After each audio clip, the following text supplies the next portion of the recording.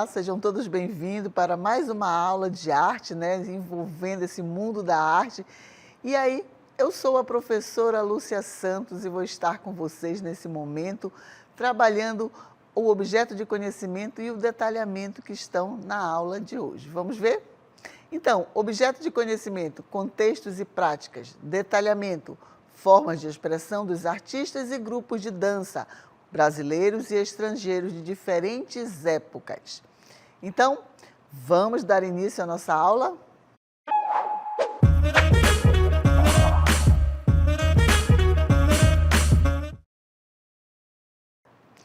Muito bem, então vamos dar início já falando de movimentos aqui. Eu trouxe para vocês aqui essa imagem. O que vocês poderiam estar refletindo, pensando sobre essas imagens? Parece o quê? Estão brincando de roda, estão dançando. Então, o que acontece são movimentos e o espectador, enquanto espectador, vai ter o quê? A sua dimensão, a sua interpretação, buscando nos seus conhecimentos prévios o que a imagem pode estar representando.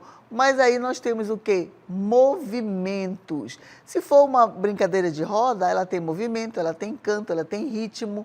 E isso aí envolve a questão do corpo, do compartilhamento, da sociabilidade. E a arte, ela está inserida em todos esses contextos para sua representação. E o que nós podemos falar sobre movimentos? Vamos ver? Então, o movimento e o gesto são as formas elementares e primitivas da dança e constitui, assim, a primeira forma de manifestação de emoção do homem. Então, nós estamos falando lá dos primórdios, não é? A dança é fruto da necessidade de expressão do homem, representando aquele período, né? Todas as formas de acontecimentos sociais, como o nascimento, casamento, a colheita, a caça, festa do sol e da lua. A dança para o homem primitivo estaria totalmente ligado à magia. Quando nós falamos primitivo, nós estamos falando lá da pré-história, tá? Chegando aos primórdios do homem, né? Quando o homem vai se adequando, suprindo as suas necessidades e criando aparatos, movimentos, danças, expressões, certo? Então, a dança vem lá dos primórdios, nós vamos entrar agora numa cultura antiga que é denominada a cultura do Egito. Vamos ver? As danças no Egito tinham um caráter sagrado. Não era divertimento, mas ele tinha esse momento, mas o primordial era a questão sagrada, voltada para o lado religioso, tá bom? Eram executadas em homenagem aos deuses. Os mais homenageados eram os deuses Hathor, da dança e da música, e os deuses Bes, que era considerado o inventor da dança. Ambos eram atribuídos um poder sobre a fertilidade. Então, eram homenageados a questão sagrada, a questão da dança, do lado religioso, que os egípcios acreditavam, tá? Então, era uma cultura antiga. Isso ainda prevalece lá no Egito. Nós temos que estudar um pouquinho mais para descobrir sobre isso. Mas nós estamos falando agora dessa cultura ainda primitiva, a cultura antiga. E a dança tinha esse poder lá, a questão religiosa. Trouxe para vocês uma imagem para representar, né, essa cultura aqui, que era o quê? Justamente eles eram retratados nessa forma, representando a questão do faraó, dos deuses. E geralmente a pintura do Egito ela é representada assim, que é chamada a lei da frontalidade. Professora, por que a lei da frontalidade? Porque eles têm o dorso, né, frontal, eles estão de frente, mas é como se eles estivessem desproporcional, né? A cabeça ela está de lateral, está lateralmente, mas o olhar ele está frontal para o espectador. Se você perceber, as pinturas do Egito, o olhar sempre está frontal para o espectador, por isso é chamado a lei da frontalidade. E ele sempre desenha nessa forma piramidal, tá? Então, dentro dessa questão da do Egito Antigo, eles vão trazer esse estilo de pintura. Nesse período, fica claro para vocês que não existia a palavra artista. Por que não existia a palavra artista, professor? Porque nesse período, quem comandava tudo era o faraó. O faraó falava o que tinha que ser pintado, e geralmente era pintado em grandes escalas. Então, era isso, o faraó ele determinava o que tinha que ser pintado, como tinha que ser pintado, e lá no Antigo Egito era como se a pintura fosse um diário. Eles escreviam tudo o que acontecia na vida do faraó, certo? Mas, passando desse período, nós vamos falar também sobre outros movimentos mais na atualidade. Vamos ver? Então, aí, trouxe para vocês algumas imagens, né? Assim como outras linguagens artísticas, a dança foi acompanhando as transformações históricas, sociais e culturais. Algumas danças foram criadas a fim de expressar a cultura de um determinado grupo social. A história da dança, continuando, a história da dança no Brasil remonta às primeiras expressões artísticas presenciadas. Alguns relatos produzidos pela Companhia de Jesus, os jesuítas, que veio ao Brasil no século XVI, indicava que os povos indígenas já faziam representações de dança. Nesse sentido, em relação à questão indígena, né, pode-se dizer que a dança indígena foi a pioneira no Brasil. A dança indígena não possui a função de se apresentar para outras pessoas, como um espetáculo cênico. Então, é uma dança ritualística, é questão cultural.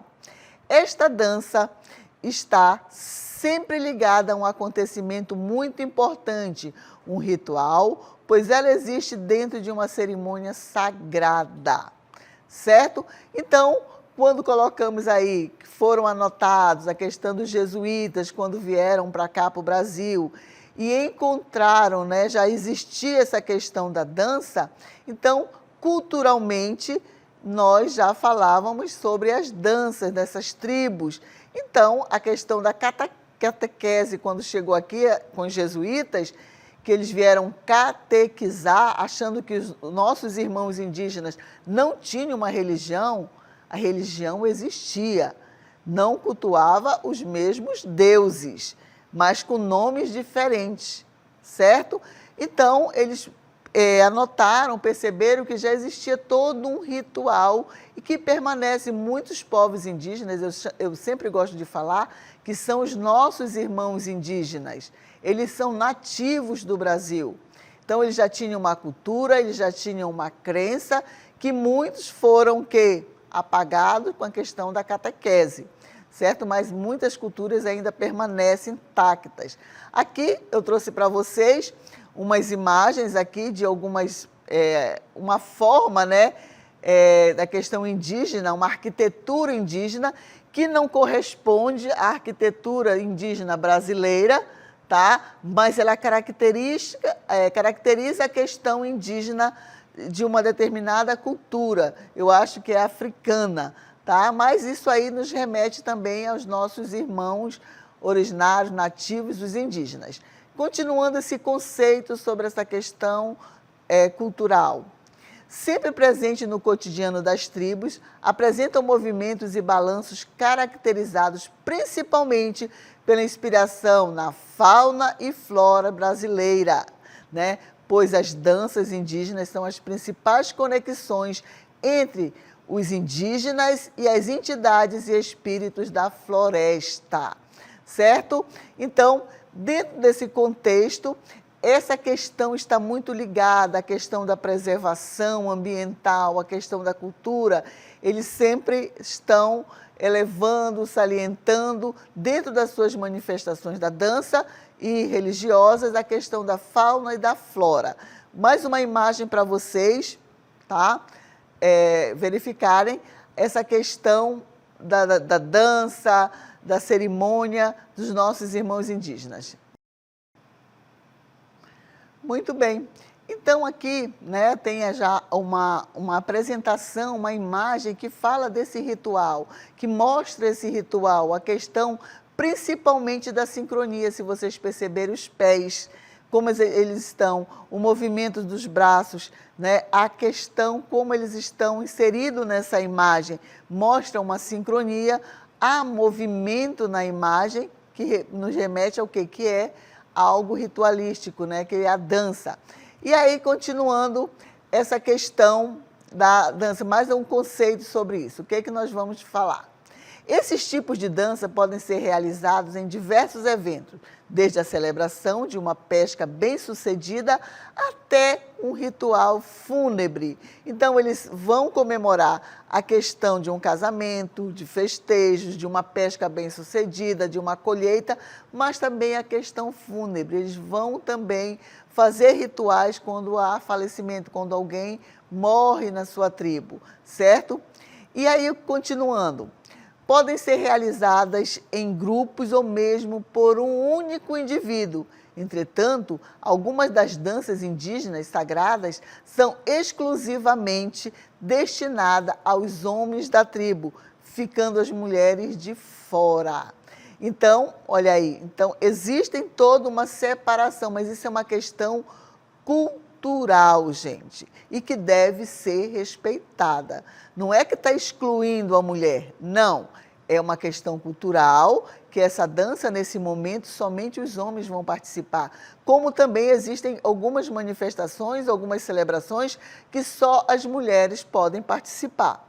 Isso é uma questão cultural, tá? Aí, continuando sobre esse assunto de movimentos, agora partindo para outras culturas. Vamos lá? São vários, né? Os apetrechos utilizados, desde colares, amuletos, até máscaras e pinturas específicas para determinada celebração. É como se fosse um figurino. Existem os apetrechos que são para aquela determinada celebração, tá? Mas existem outros, tá? Que vão fazer parte dessas manifestações. Assim, quando você vai numa igreja, quando você vai num casamento, num funeral, existem apetrechos, acessórios que vão compor aquela cerimônia, aquele movimento. Mas, a partir do século XV, com o intenso movimento de renovação em muitos âmbitos da vida social e cultural, chamado de renascimento. Olha essa palavra, renascimento. Renascimento quer dizer o quê? Renascer, surgir. Vai ser um novo olhar em relação à arte, em relação à dança. Então, de renascimento, né, as cortes reais também se transformaram pela necessidade de ostentar suas riquezas, passaram a comemorar com grandes festas datas como nascimento, casamento e aniversário. Olha só a questão da mudança de cenário que nós vamos apresentar.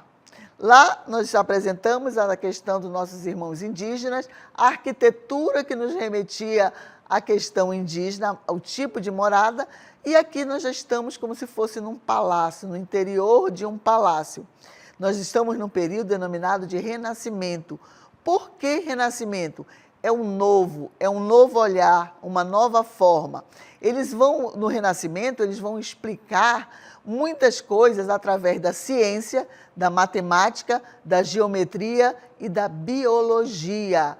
Antes os homens, né, antigamente, vamos dizer que os homens tinham medo de trovões, de muita chuva, dizia que era castigo.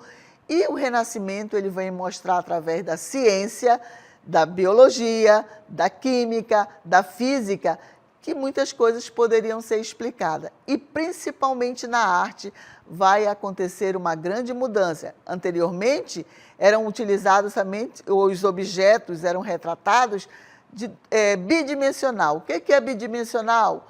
Altura e largura. E depois eles começam a ser utilizados tridimensionalmente. Altura, largura e profundidade. Utilizando o quê? A perspectiva, que vocês vão ver em matemática isso, certo? Então, vamos falar um pouquinho mais desse período. Vamos lá? E aí, o que eu trago para vocês? 1581. o primeiro baile da corte intitulado Le Ballet de Communiqué do Reinado, né? Então, o balé cômico da rainha. Nesse caso, o termo cômico deve ser entendido no sentido de dramaturgia de uma comédia. Foi um grande espetáculo que durou 6 horas com participação de carros alegóricos e efeitos cênicos. Então, foi uma grande festa dentro de um palácio, com roupa ostentando a riqueza e tudo mais, trazendo um novo olhar para a dança, para a música, para as artes plásticas. E aí vamos ver, eu trouxe para vocês um cenário que representa esse momento. Vamos ver?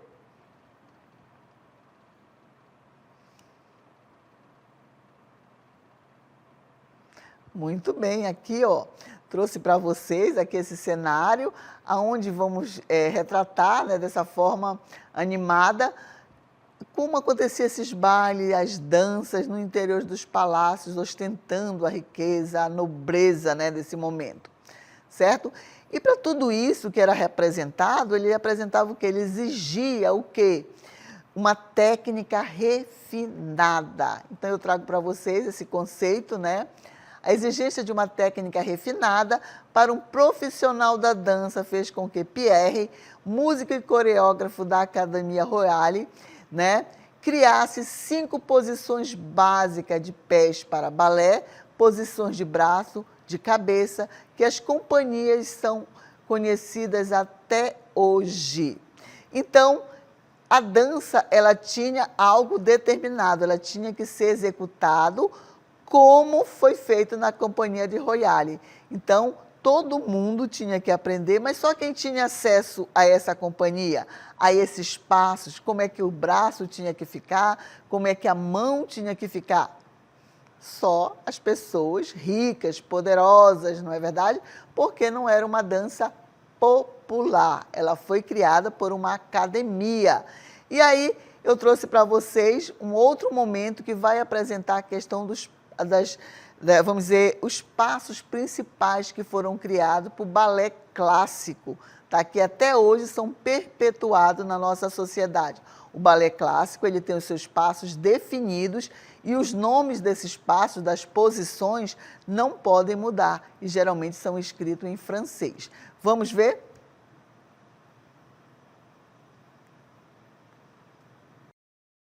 Então, aqui nós temos algumas posições, tá? A terceira posição já mostrando a quarta posição. Percebam a movimentação dos braços, das pernas, a posição dos pés, sabe? Quem é bailarina sabe todos esses nomes. Então, aí nós temos novamente a primeira posição, certo?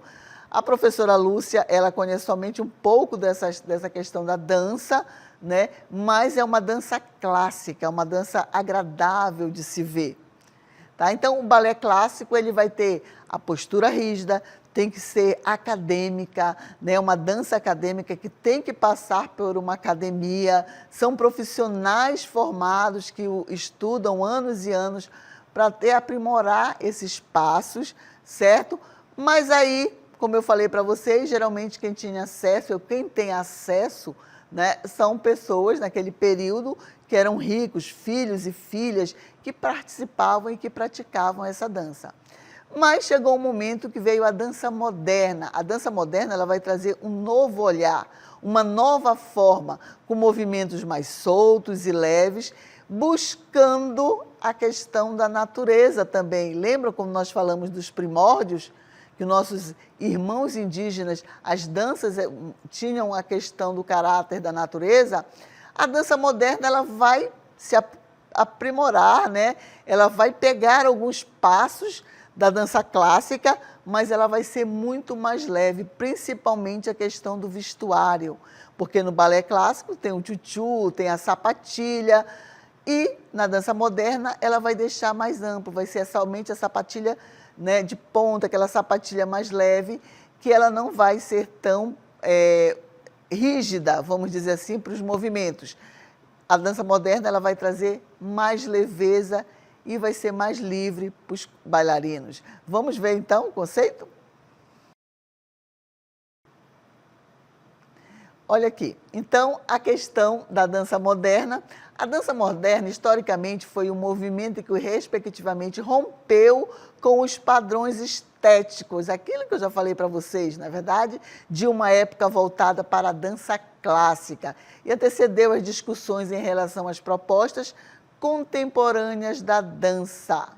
E aquilo que eu falei para vocês, que ela vem trazer mais liberdade, ser mais livre, não vai estar tão presa a uma academia. Vai continuar utilizando alguns passos? Sim, mas ela vai ser mais livre. Então, o que nós temos que falar, né, um pouquinho mais sobre essa questão da dança moderna? Vamos ver? A não padronização de corpos é o fator marcante. A dança contemporânea guarda em sua trajetória diferentes do balé clássico e até mesmo da dança moderna, que pregavam como um corpo longínquo, né, e alongado. A dança contemporânea, principalmente na década de 60, começou a ser praticado por pessoas sem essas características e que não possuíam nenhuma formação em dança, certo? Então, nós falamos da dança clássica, da dança contemporânea e da dança moderna. A dança moderna ela ainda vai continuar estando ali, né, um pouquinho preso no balé clássico.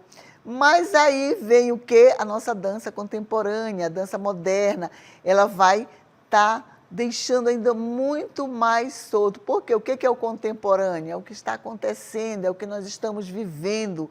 Então ela vai trazer a liberdade, ela não vai ter mais aquela padronização de bailarino, bem, vamos falar, bem magrinho, que não podia. Não, ela vai dar liberdade para que todos, ela vai ser inclusiva, ela vai estar abrindo um leque para que todos possam participar, que todos possam praticar a dança. E aí nós temos algumas características que vão marcar. A primeira é, não existem técnicas pré-definidas. Elas são livres. Lembra lá do balé clássico, que tinha algo definido, acadêmico, que não podia mudar? Então, na dança contemporânea, não existe técnicas pré-definidas. Não existe limitações de movimento, vestuário ou música, certo? Valorização, né, da constante experimentação e inovação. Então, está sempre em mudança, trazendo novo, se adequando à realidade da sociedade. Importância da transmissão do conceito, ideia e sentimento que a coreografia propõe. Então, ela vai comunicar, ela vai falar com o público também, ela vai transmitir ideias também. Importância, né? Que eu falei, desculpe, a valorização de criação, né, coreógrafa individual. Então, a pessoa ela vai poder até mesmo criar os seus próprios movimentos, certo? Valorização da improvisação. Então, o que é isso? É improvisar de forma aberta? Não. É sentir a música, é sentir o movimento, é a música, né, pertencer ao teu corpo, e você sentindo isso, você vai criar movimentos, claro, com auxílio de um coreógrafo, de um profissional, mas tem que ter esse coreógrafo, esse profissional? Nem tanto, porque é uma dança, vamos dizer, mais aberta, que até uma questão popular vai estar presente, certo? Continuando, a popularização da dança em redes sociais colocou a coreografia em destaque. As danças são frequentemente estruturadas para serem curtas e impactantes, captando a sensação do espectador em poucos segundos. Os movimentos, né, tendem a ser visualmente impressionantes e fáceis de replicar, facilitando sua disseminação e a criação de desafios. Então, é algo muito prático, é muito rápido, e eu trouxe para vocês um exemplo. Vamos ver? Então, aí, principalmente aí, gente, a questão das redes sociais, não é verdade? Elas vão estar muito presentes nessa criação dessas danças. Hoje os jovens usam, né, a questão de outras, aí nós temos Facebook, YouTube, Instagram, WhatsApp, fora outros que já foram criados aí também, que não estão presentes, porque o mundo está em constante evolução, essa questão digital e tecnológica. E aí, o que nós podemos falar sobre isso? A era digital tem impulsionado o surgimento de novas formas de expressão, coreografias, né? E também coreográficas, especialmente através das redes sociais. A tecnologia vem transformando a dança. A plataforma como TikTok, Instagram e YouTube transformaram a forma como a dança é criada, compartilhada e experimentada, não é verdade? Então, dentro desse contexto que nós falamos sobre a questão da dança, desde os primórdios até os dias atuais, aí sim, vocês vão ver agora uma dança que vamos dizer que foi inspirada aí no TikTok, que vocês já devem ter replicado alguns movimentos. Vamos ver?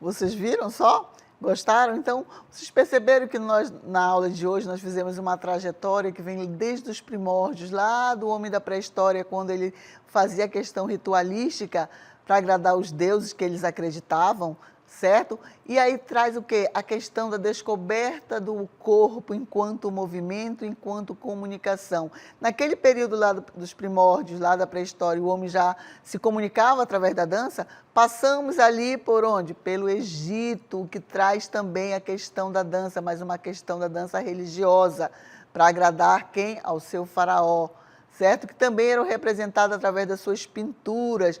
Fomos lá pelo Renascimento, que vem trazendo um novo renascer, um novo mundo, um novo olhar.